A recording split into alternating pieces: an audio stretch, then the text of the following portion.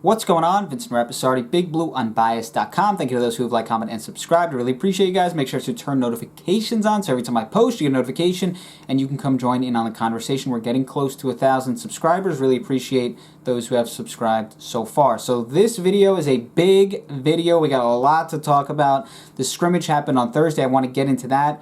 But first, I want to talk about roster cuts. So Ryan Connelly has been the surprise cut. He is gone. The Giants have moved on and they have cut him.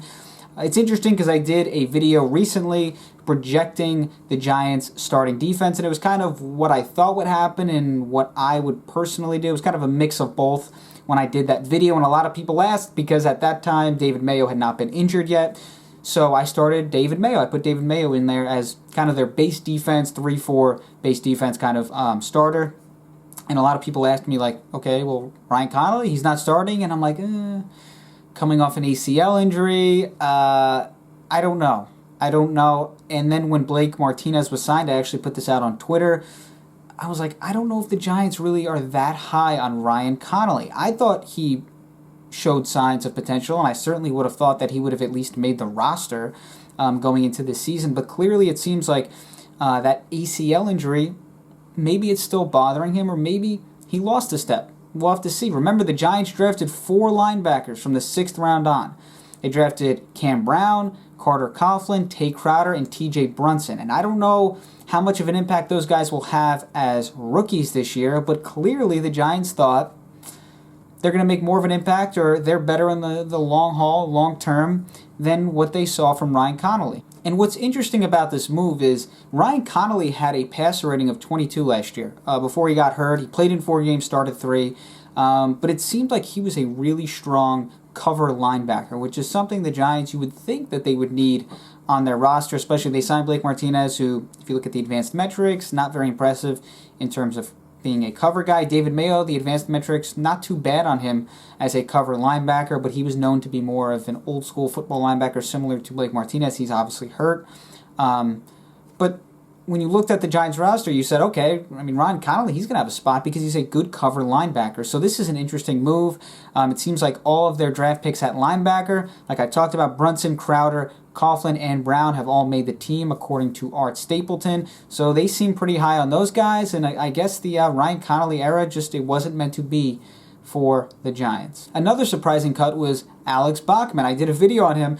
I talked about, is he the next Victor Cruz? Is he the next Corey Washington? There was a lot of talk about Alex Bachman playing very well during camp. So it's kind of surprising the Giants have waived him. I mean, they can still potentially sneak him onto the practice squad, but it is interesting he has not made the initial 53-man roster. The Giants also went ahead and cut Cooper Rush, Alex Tanney, and Grant Haley, who was undrafted back in 2018. They signed him, and he was not a good cover corner.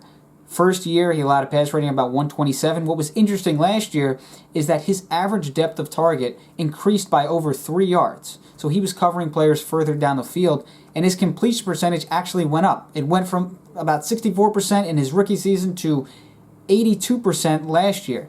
And that's the thing, right? If you're going to follow guys further downfield, usually the completion percentage is lower because it's much tougher to complete passes consistently downfield on a defense, right? It's a lot easier to complete shorter passes and have a high completion percentage on short passes. But in his case, his completion percentage went up significantly, and he was covering players further downfield on average. So he's not a good cover corner, but I've talked about this.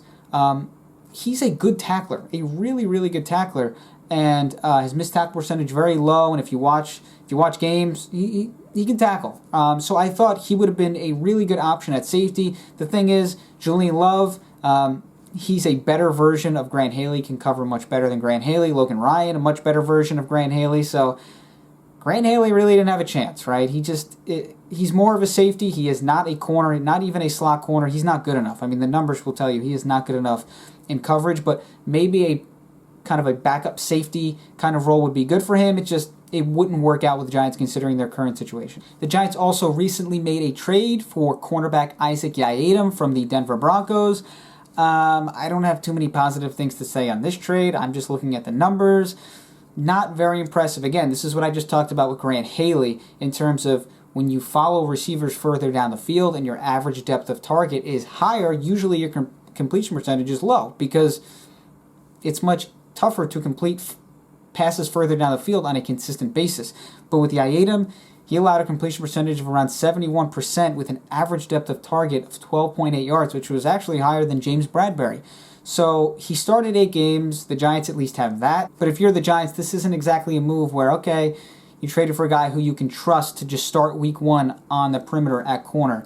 The numbers don't look so great on Isaac Yiadom. We'll see. Obviously, we always like to let players play, change of scenery, you never know. But looking at the numbers, not so promising. A passer rating of around 100 last year as well. Passer rating of around 100 the year before. We'll see. Okay, so that's what I have so far in terms of roster updates and cuts and what the initial 53-man roster looks like. I want to talk about the scrimmage. So the scrimmage, not much happened, but it's kind of like a preseason game, so I definitely want to talk about it a little bit. Some things that I saw, Riley Dixon ran a fake punt, and he made a nice throw too, so that's interesting to see. Joe Judge, obviously a special teams guy. That's what he did in New England. That's his thing, right? So expect a fake punt this year, whether it's a pass or if Riley Dixon runs or if someone else is doing something. I would expect a fake punt at some point during this season. Obviously, we saw it in the scrimmage, so very well could happen in a regular season game, whenever that may be. Another interesting thing that I saw in Thursday's scrimmage was the Giants running the Wildcat, Saquon Barkley running the Wildcat. Now, I'm not saying this is going to be Ronnie Brown and Ricky Williams of the 2008 Dolphins here, but take note of it because it likely will happen in a game at some point. Maybe it happens once a week. I'm not sure. But I've talked about this. Saquon Barkley's a playmaker. Give him the ball in as many ways as possible, whether it's receiving, handing it off to him, running the Wildcat, whatever it might be. Okay? He is a playmaker. Give him the ball as often as possible in whatever way that may be. So the final topic I want to cover is in regard to Darnay Holmes. So Darnay Holmes broke up a pass intended for Darius Slayton in Thursday's scrimmage. The previous scrimmage, he broke up a pass intended for Sterling Shepard. It looks like he can play against good NFL wide receivers. And throughout camp, a lot of people have been impressed with the way that he has performed from day one, right? Rookie 4th-round pick out of UCLA. Now, I would still not start him on the outside on that perimeter corner position week 1. No matter what, I would not do that because it seems like he's a promising player whose development is in a positive direction. That doesn't mean you just want to throw him into the fire and say, okay, week 1, you're going to start on the outside at cornerback on an island. You know what's going to happen. Teams are going to target him as opposed to James Bradbury, who is a proven NFL corner. He's a good player. So they're going to target Darnay Holmes, and he's a rookie, so they're probably going to have success. I wouldn't put him in that kind of situation week 1 as a starting corner on the outside. I mean, when he was drafted, many people said, okay, slot corner at best, right? A lot of people didn't really think that he could be an outside corner. So I would say take it slow with Darnay Holmes. Don't rush his development.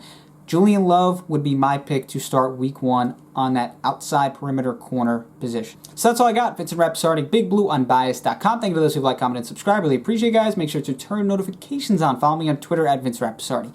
That's all I got. Vincent Rapsardi, BigBlueUnbiased.com.